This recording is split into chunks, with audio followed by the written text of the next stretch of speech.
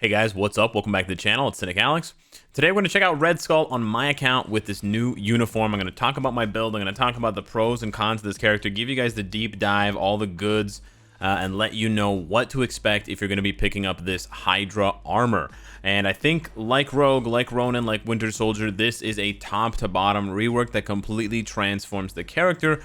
However, unlike Rogue, unlike Ronin, unlike Winter Soldier, I think that rather than a CTP, I think in order to really see the kind of punch that you're going to expect from this character and what I'm going to show you, you're going to have to invest in their awakened ability. So keep that in mind. I don't think that without the awakened ability, he'll be able to do as much. For the awakened ability, just so you guys know, you will need to have tier 2 Viper, Crossbones, and Sin. If you don't have one of those characters, you'll get this pop-up window, and then you'll have to rank up those characters to tier 2 in order to unlock the ability to awaken his skill. And then the awakened skill itself costs, I think, 240 cosmic cube fragments and 700 awakening crystals, along with, like, you know, a few, maybe a million gold, 2 million gold, 3 million gold, a few million gold, and some tier 2 materials as well, and also some tier 3 materials for the base cost as well. So yeah, not a cheap thing, but unlike other characters who may need CTPs of energy or CTPs of rage, I think it's really the awakening skill that is going to differentiate between a good Hydra Red Skull Hydra Armor and a sort of so-so Hydra Red Armor, or Hydra Armor Red Skull. So let's take a look at the build here. We got a legendary uniform. We've got the options here: dodge, physical attack, ignore defense, and then more dodge. I'm stacking up the dodge because he really doesn't need too much else. You could also go for attack speed. Attack speed does help get through his animations faster. He's got a long animation on 6. He's got a long animation on 4, so it helps him get through that faster. Also, 3 has a pretty long animation. We've got a stage 5 Power of Angry Hulk, so we can definitely go higher from there. This is not like, you know, blowing you out of the water. Amazing. We've got a run-of-the-mill crit damage, crit rate, 140 proc. He doesn't need the crit rate at all because he gets that insane buff on his 5th skill for 60%. So this is actually inefficient. So if you can just give him a crit damage proc or something like a CTP of destruction, might be really good for PvP, and we'll talk about his PvP potential later, because I honestly think he has more potential in PvP than PvE, but we'll also touch on his PvE potential here. We got rank 3 enhancement, which is whatever. You do want to rank up his 5th skill all the way up to level 6 if you can, and his 4th skill for the heal, the 2nd skill for the all defense down, up to minus 55, which is quite nice. And then, of course, Hydra Rallying Cry. The Uru here, nothing special, nothing to write home about. And we've got crit damage here. And then the stats, as you can see, is 49, 50, and then 58, 184, almost capped on the crits, and then almost 48% on the dodge. So he's got a lot of stats, a lot to play with. And he's sitting right now at a base 23,000 physical attack. But the thing I want you to notice is that Cosmic Beam is energy damage. It's physical attack, but it's energy damage. So this is going to slow him down against certain world bosses, most specifically Prxima.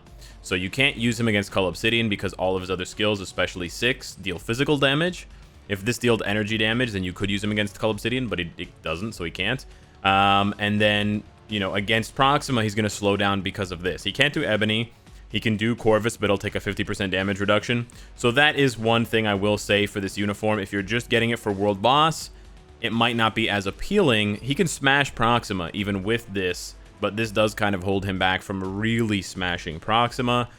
He could do Corvus, but again, he's going to get that damage reduction.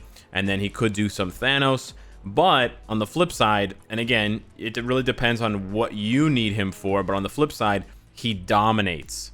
He'll easily dominate these 3 world bosses. So if they ever get rid of the cap, or if they ever introduce other resources that we need for these modes specifically, for these bosses specifically, because of his Hero Hunter passive, he just deals massive damage. He's walking around with a 120% increased damage, which is insane.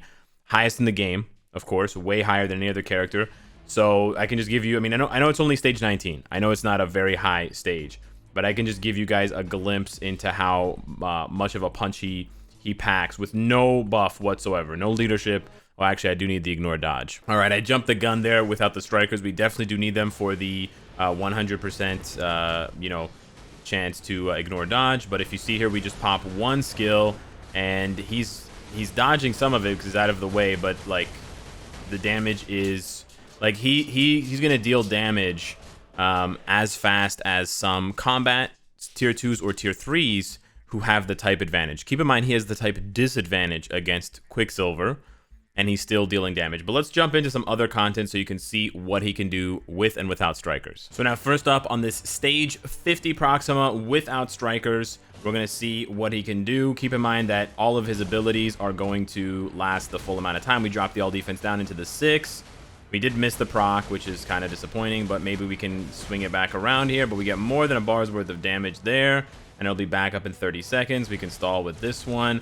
Procking on 2 is actually really nice. It deals some good damage, but otherwise you can proc on 4, but you can see the damage is just not that good, mostly because it's energy damage. But he's got physical on his other skills, so you can see they pop pretty good. But you can see, yeah, 2 really ends up doing more damage than 4 because of the fact that it's physical damage versus energy. But look at this. We pop this one. Here we go. It actually could have been even better, to be honest with you, because we didn't have the 5th skill buff up. So the 5th skill buff actually adds a lot of damage. But he's got long iframes on 3. He's got a long iframe on 3. He's got a long iframe on 2. So he's really easy to play. He's got like double iframes, immunity. He's got a refreshing guard hit on 5, which also protects him from damage. So you can see that like I just face tanked that attack because of the protection on 5. So he actually has a lot of ways to mitigate damage, on top of having the mind control here. So even without strikers, I can lock her down long enough to get the attack off, which is really nice. So Red Skull kind of takes care of himself. The heal gives him, you know, the ability to play without anti-venom. The iframes mean that... Oop, I got caught here, but the iframes mean that you can face tank for the most part. And even when you do make mistakes, you can heal yourself. And then you can mind control the boss to ensure and guarantee that the damage on that 6th skill is going to land. But I really think the difference between not having that 6th skill and having it is huge. So I would not recommend... You know, I would not recommend comparing your Red Skull if he doesn't have it. One tip I want to give you guys if you are going to be playing with Red Skull with his Awaken skill at any level is to make sure that you're close to Prxima when you cast it. You can cast it when you're not close to Prxima, but the problem is that the targeting on the skill will mind control her from far away, but then she won't get hit by the initial attack of the skill. So being close to her when you cast it is actually quite important, and I would recommend that as definitely like an awareness thing where, you know, basically be hugging her when you cast it. Otherwise, oh, I think I'm in trouble here. I have to switch. Yep. But yeah, so he can basically solo with just a leadership and 1 support. He can solo a stage 50 Prxima without strikers, with a build that is, you know, incomplete. We still have we have a regular damage proc here. We're not rocking a CTP or anything. We're not rocking a rage. We can go way higher with the Uru. We can go way higher with the ISO 8 set. We can go to Mythic on the uniform. His gears are not all even maxed out yet. We've got 22 and 20. So he still has ways to go. I mean, I'm in the top 600, sure, but he can still go way higher. And he can easy solo a stage 50 for me, which means that even if you introduce strikers, he could go as high for you or higher. Now, of course, for some people, when you introduce strikers, it's going to skew the results. So we bumped it up to a stage 60, but now you'll be able to see that with strikers, he just absolutely obliterates Prxima, because Weapon Hex is going to let him do insane damage with that all defense down. And this is basically the story of any character that has, because he has a lot of hits on that 3rd skill, on the 2nd skill, right? So this is just that old story, like Captain America.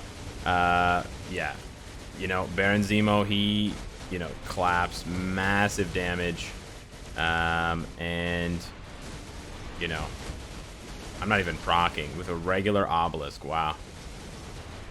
Wild. This is gonna be big. Ah, see, she got out of the way. That's the one annoying thing about those awakening skills, is that if you set yourself up in a bad position and you activate them, they sort of have like a small cone of effectiveness. But yeah, we went up 10 stages, and he can easily do this with help from just 1 defense down striker friend. Yeah. So easy to play, so fun to play. Has his own mind control. You know, healing, all defense down, immunity, iframes, the works.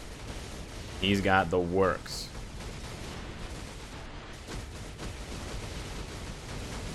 Damage has been a little bit worse here.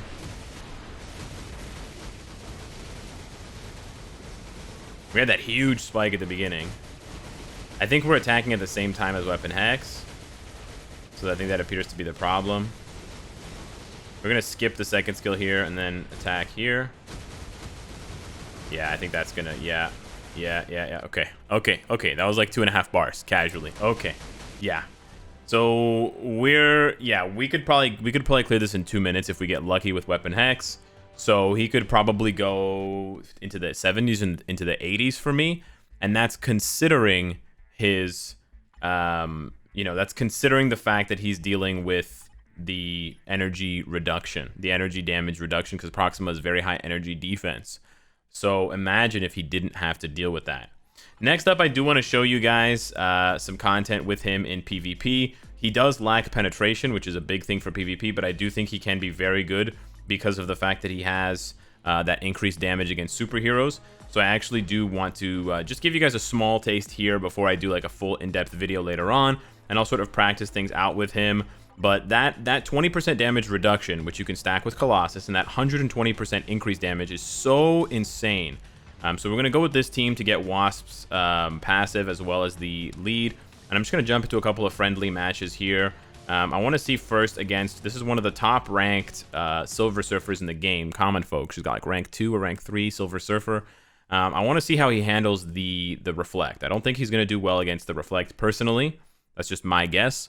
But we'll have to see how he does. We're just going to handle him manually and see what's up. Let's see what happens here. Do we one-shot? Nope. We get one-shotted. Okay. So I didn't bait out his iframe ignore. We got to bait that out first. Let's try this again. We're going to play this one manually, and we're just going to bait out that third skill and then pop into the 2. There we go. We get that one shot there. And we just want to bait out. We just need to bait that one skill out. Do it. Do it. Do your little thing. There you go. Goodbye. Nice. All right. I'm going to pop the 5 here. Nice. Get the kill. And then no iframe, no iframe, no iframe. Bada bing, bada boom. The damage spike is wild because he does so much damage to heroes. I want to try against this guy. He's in the top 20. Tofu Humbe. Okay, we're not going to switch right away against Deadpool because he loves to open with this 4th skill and he basically just kills you, and we are dealing with a situation where we have type disadvantage. So we definitely don't want that to affect our ability to... Nice, got him. This is where it gets a lot harder. Oh my god, he one-shotted her. Wow. Wow. Now, yeah, here's where you have real problems. That was sick. The timing was perfect. Wow. And that's a really cool screenshot. So the one thing I will say, I got a little bit lucky there. The one thing I will say about Red Skull is that he definitely has potential. I'm not going to say he's really good for PvP. I know that looked really amazing, but I think he has potential because that 120% damage is absolutely insane. And then he's got a 70% decreased damage received from superheroes. But I still think that he is sort of like a high risk, high reward. But of course, that's only against heroes. So I didn't expect to do any damage against Thanos at all. I just got really lucky that the 30-second window on his Awakening skill popped up. But that is the power of Awakening skills. So I think if you have the resources, and I mean, you should have some Awakening crystals if you've been playing World Boss, and you want to invest them into Red Skull, I think with his Awakening skill, he's really fun to play and he's really strong.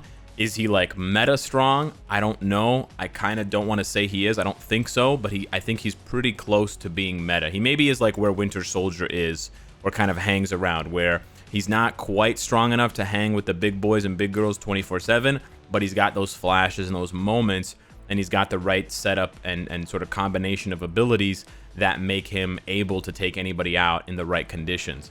So let me know what you think of Red Skull. If you want to see more crazy PvP action like that, and I definitely am going to record more for you, let me know, because one-shotting Jean Grey feels so good. And that was just with Skull Blast over and over again because it's got that nice priority iframe.